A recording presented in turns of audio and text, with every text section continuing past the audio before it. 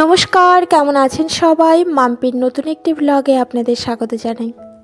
আজ রোববার, ঘড়িতে সময় এখন সকাল 7টা। ঠিক এখন থেকে ব্লগটি শুরু করছি। আজ সকালে ঘুম থেকে উঠেই আমি বিছানা গুছিয়ে নিচ্ছি, তবে ব্রাশ এখনও করিনি।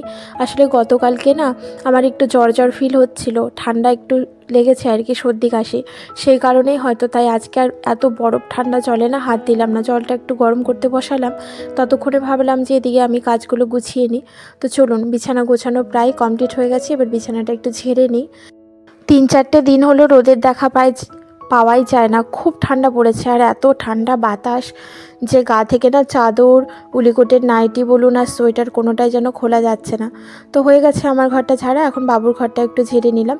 আর বাবু এতক্ষণ বসে বসে সোয়েটার জামাগুলো পরছিল। ও জাস্ট ঘুম থেকে উঠে ব্রাশ করলো আর ও পড়তে চলে গেল। আমি বললাম যা পড়তে বস, তারপরে আমি খাবার দাবার কিছু বানাবো, তবে তার আগে আমি একটু ফ্রেশ হয়ে নিই। চলুন, এবার আমি দাঁত ব্রাশ করব। তবে দাঁত ব্রাশ করতে এসেও শান্তি নেই বন্ধু, দেখছি যে পুরো ব্রাশ রাখার যে আমার কন্টেনারটা রয়েছে ওটার মধ্যে পুরো বাবু একদম জলাকার করে রেখেছে, জল ছিটিয়ে। তো সেটাকে আবার ফেলে দিলাম। চলুন, সামনেই তো সরস্বতী পুজো, খুব একটা বেশি দিন নেই, তো সেই জন্য না একটু ঘর বাড়িগুলোও পরিষ্কার করতে হবে। আর আমার বাড়িতে যখনই কোনো ছোটোখাটো পুজো হয় তখন তার আগে আমি একটু ঘর বাড়িগুলো পরিষ্কার করে নিই। ব্যাস, চোখ মুখ ধোয়া কমপ্লিট হয়ে গেল, লাইটটা অফ করে দিয়ে ফ্রেশ হয়ে নিলাম। আর আমি নাইটিটাকেও চেঞ্জ করে নিয়েছি, উলিকোটের নাইটিটাও চেঞ্জ করে নিয়েছি। চেঞ্জ করে নিয়ে এই যে চাদরটা আবার গায়ে চাপিয়ে দিয়েছি। আর তার আগে আমি থাইরয়েডের ওষুধটা খেয়ে নিয়েছি। এখন একটু ঘরটা হালকার উপরে একটু ডাস্টিং করে নেব, কারণ পুজো অর্চার আগে না একটু সব ঘরই পরিষ্কার পরিচ্ছন্ন না করলে খুব একটা ভালো লাগে না আমার। তো ছোট করে পুজো করলেও সেটাও তো পুজো, তাই না? বেশি কনকনানি ঠান্ডায় না আসলে কাজ করা যায় না, হাত পাগুলো যেন ঝুলতেই চায় না, কেমন একটা বরফের মতন শক্ত হয়ে থাকে। কাজ করতে করতে তখন আবার ঠিক আয়ত্তের মধ্যে চলে আসে। তবে চলো, ধীরে ধীরে হলেও কাজগুলোকে কমপ্লিট করি। আর আজকে যেহেতু অনেকটা আগেই ঘুম থেকে উঠেছি, তো ওইদিকে খুব একটা চাপ হবে না। এমনিতেও অন্যদিন আমরা 8:30-9টার দিকে চা খেয়ে থাকি। আর বাবু 2টো বিস্কিট আর একটু জল খেয়েছে। আমি গরম জল করেছিলাম মুখ চোখ ধোয়ার জন্য, ওখান থেকে একটু ঈষদুষ্ণ গরম জল ওকে দিয়ে এসেছি। ও খেয়েছে আর বিস্কিট খেয়েছে 2টো।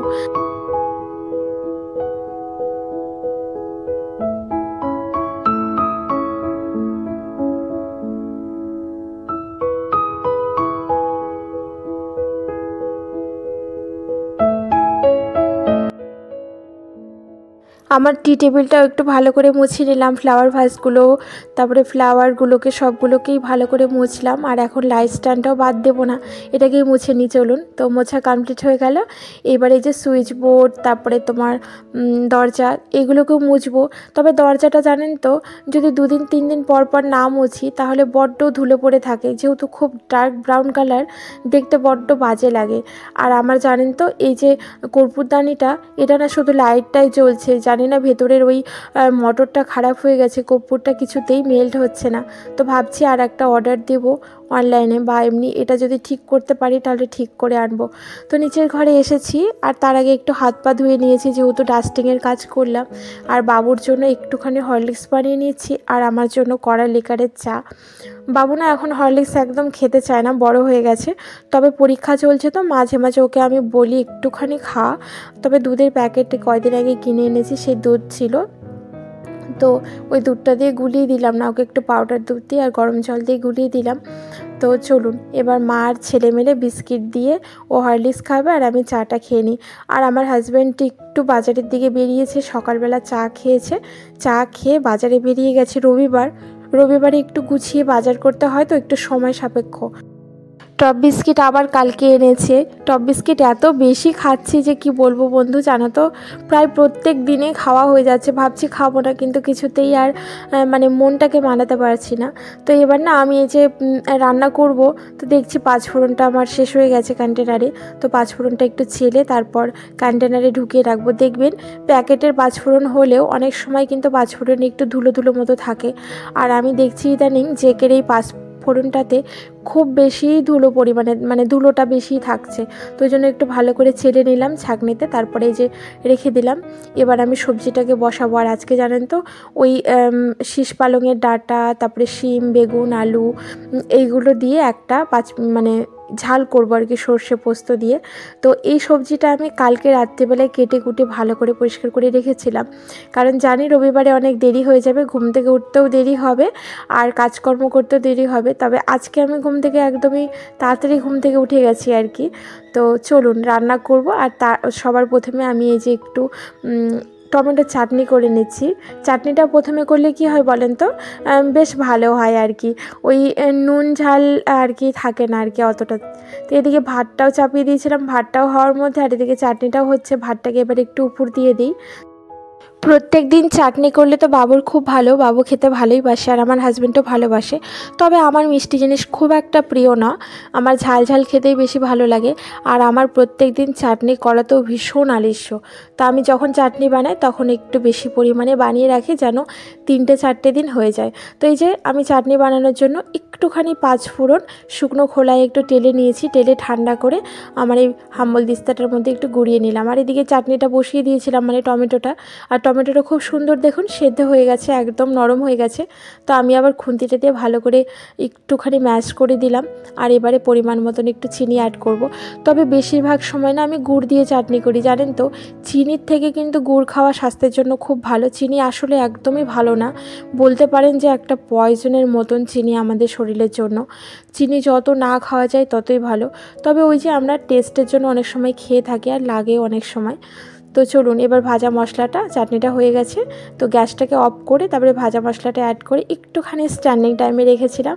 আর চাটনির কালারটা দেখেছেন কি দুর্দান্ত কালার এসেছে, আর খেতেও একদম অমায়িক হয়েছিল, দারুণ টেস্টি হয়েছিল খেতে। তো চাটনিটা নামানো কমপ্লিট হয়ে গেছে। এবার চলুন টেবিলে রেখে ঢাকা দিয়ে দিই।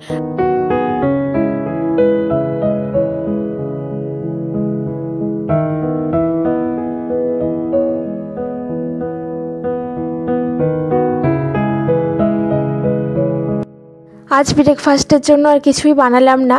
আগের দিন রাত্রেবেলা আমি একটু তড়কা করেছিলাম, সেই তড়কাই রয়েছে আর কি, নিরামিষ তড়কা। তো সেই তড়কাটা দিয়ে এখন একটু মুড়ি খেয়ে নেব, আর সঙ্গে একটু ডিমের পোচ। আসলে হাজব্যান্ড ডিম কিনে এনেছে, তার মধ্যে দেখছি 2টো ডিম ফাটা বেরিয়েছে একদম, মানে আজকে খেতেই হবে, নইলে নষ্ট হয়ে যেতে পারে। তো আর একটা ডিম বের করে আমি ডিমের পোচ করে নিলাম, আর ওইদিকে তড়কা মুড়ি সবাই মিলে একসাথে খেয়ে তারপরে যে বাজার থেকে যা এনেছিল সমস্ত কিছু ধুয়ে বেছে কেটে রান্না করছি। আর এনেছে হলো একটু চিকেন।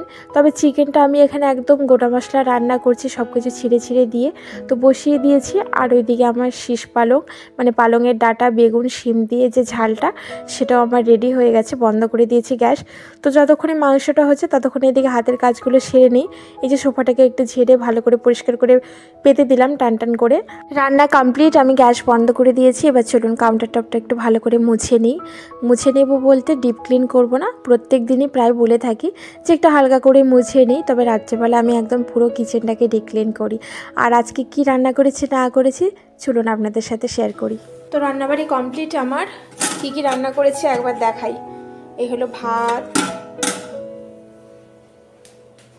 এখানে হচ্ছে কালু ভুলুর ভাত, ওদের জন্য আলাদা করে করেছি। দাঁড়ান একবার লাইটটা দিয়ে দিই। এই হলো চিকেন কষা, এটা কিন্তু গোটা মশলায় রান্না হয়েছে, কোনো বাটাবাটি কিছু নেই, গোটা গোটা সব কিছু দিয়ে আদা গ্রেট করে দিয়ে রান্না করেছি। লাইটটা অফ করে দিই। চলুন আর কি করেছি দেখাই চটাপট করে। এই হলো শীষ পালং, শিম, বেগুন, আলু, টমেটো দিয়ে পোস্ত বাটা, সর্ষে অল্প দিয়েছি, পোস্তটা বেশি। আর এই হলো টমেটোর চাটনি। আর এখানে আগের দিনের একটু কলাইয়ের ডাল রয়েছে, এই যে মাসকলাইয়ের ডাল। তো আজকে এটা খেয়ে নেব।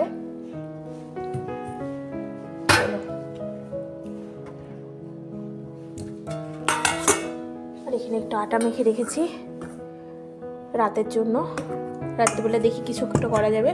আর সকালবেলা একটু ব্রেকফাস্টে সুজি বানিয়েছিলাম, সুজি খাওয়া হয়েছে, আমি খাইনি। তো চলো এগুলো থাক, পরে ঢুকিয়ে রাখবো। আপাতত ঘর বাড়িগুলো ঝাড়ঝাঁটা করবো, ঝাড়ঝাঁটা করে স্নান পুজো সব বাকি।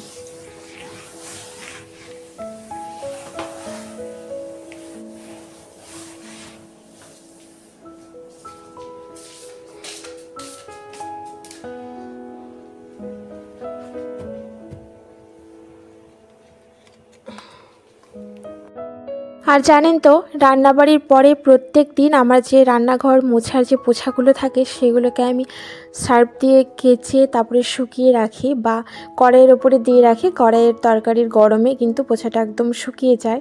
তো এখন তো বিশেষ করে শীতকাল, রৌদ্র তেমন থাকে না, তো সেই কারণে আমি কড়াইয়ের ওপরে দিয়ে রাখি, সুন্দরভাবে শুকিয়ে যায়।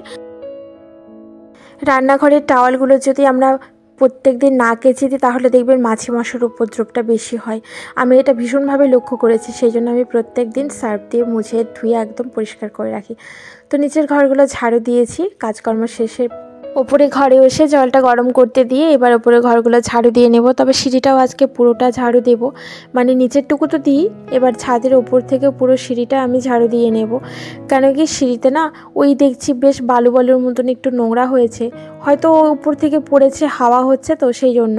তো সেইগুলো কেমন একটা লাগছিল, পায়ে যেন বাজছিল যখন ছাদে যাচ্ছিলাম তখন। তো সেই জন্য পুরো সিঁড়িগুলো পরিষ্কার করে একদম ঝাড়ু দিয়ে নিলাম। ঝাড়ু দেওয়া কমপ্লিট করে ছাদের ওপরে যাব।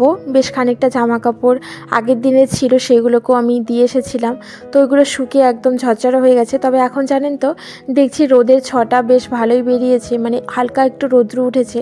তো এই সুযোগে আমি সমস্ত জামা কাপড়গুলো কেচে আবার ছাদের উপরে দিয়ে এসেছি। তবে আজ এই পর্যন্তই। আপনারা ভালো থাকবেন, সুস্থ থাকবেন। যদি আমার ভিডিওগুলো ভালো লাগে একটি লাইক দিয়ে পাশে থাকবেন। সবাই ভালো থাকবেন, টাটা।